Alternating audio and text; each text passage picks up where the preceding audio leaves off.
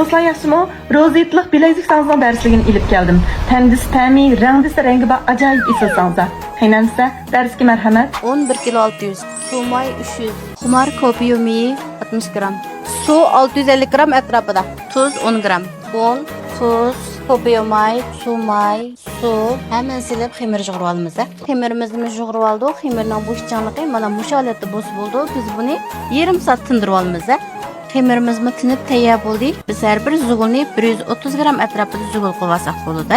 Xemirimizni zugul qilib oldik. Endi biz o'tini pishirib, şu holatda yani cho'ngaytib 10 minut yana tindiramiz. Mana shu holatda bos bo'ldi. Tingan xemirimizdan birini ilib, biz mushta uzatib, andan buni ishib olamiz.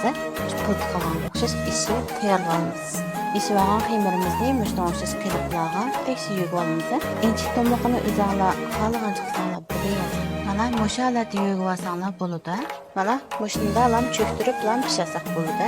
Mudrasaq o'z chechak berdi. Mana shunda chiroyli chechaklardi. Mushdan moyga cho'ktirib, ilib qilsanglar chechakni yaxshi berdi. Mana bir oqur qetishib oldi. Endi biz buni asta cho'qi bilan pishirib olamiz. Mana shunda pishirib olsak bo'ladi.